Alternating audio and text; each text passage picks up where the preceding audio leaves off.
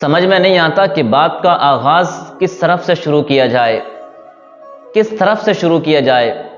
आज हमारे पीएम साहब नरेंद्र मोदी साहब अबू धाबी पहुंचे और वहां पर जाने के बाद अरब मुल्क के अंदर उन्होंने मंदिर का उद्घाटन किया, मंदिर की बुनियाद को रखा। तो गिला शिकवा किससे करें, इनसे करें या उनसे करें? आखिरकार दोनों मामलों की सच्चाई क्या है? हिंदुस्तान की सरजमीन पर जहां पर हमारी मस्जिदों को मिस्मार किया जा रहा है, मदरसों को तोड़ा जा रहा है, मज़ारों को ढाया जा रहा है, और हमारे जो प्रधानमंत्री हैं उनके ताल्लुकात अरब ममालिक से बड़े मजबूत होते चले जा रहे हैं, बड़ी मजबूती के साथ वो खेल खेल रहे हैं, और वहाँ के जो हुक्मरान हैं वो भी उनसे बड़े अच्छे कायम ताल्लुकात कर रहे हैं। तो वहाँ पर उनकी मोहब्बत में उन लोगों ने मंदिर का उद्घाटन कराया और उनसे साथ में ये भी कहा गया कि इतना एरिया आपका है, जितना बड़ा आप चाहें इतना बड़ा मंदिर आप बना सकते हैं, जितना बड़ा आप चाहें, जितनी ज़मीन आप लेना चाहें इतनी ज़मीन आप ले सकते हैं। और उसमें जो लागत आई है वो 700 करोड़ रुपए आ रही है, 700 करोड़ रुपए उस मंदिर को बनाने के। और उसका नक्शा जो है वो सिर्फ बिल्कुल इसी तरह है जिस तरह हमारी बाबरी मस्जिद को तोड़कर के जो राम मंदिर बनाया गया, जो नक्शा राम मंदिर का है उसी तर्ज पर वहां पर एक मंदिर का उद्घाटन हो रहा है, मंदिर बन रहा है।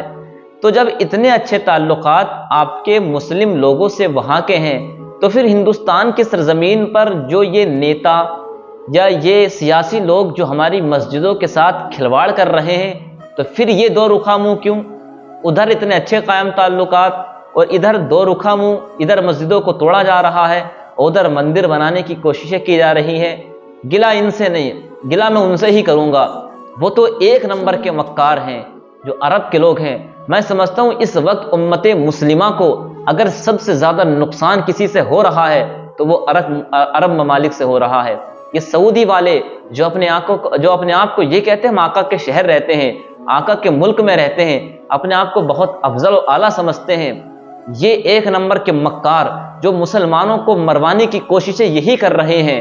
इनके अंदर इतनी हिम्मत नहीं थी जब इनके ताल्लुकात इतने बेहतरीन हैं, इतने अच्छे इनके ताल्लुकात हैं, तो वो ये भी तो कह सकते थे कि हिंदुस्तान के सरजमीन पर जो मुसलमानों के साथ हो रहा है वो गलत हो रहा है। पीएम साहब आप इस तरह के जो है लोगों को समझाएं, आप इस तरह के काम ना करने दे, ये भी तो कह सकते थे। लेकिन नहीं, उन्हें सिर्फ पैसों से मतलब है, उन्हें ईमान से मतलब नहीं है। याराना उनका रहमान से भी मोहब्बत और फिर शैतान से भी मोहब्बत।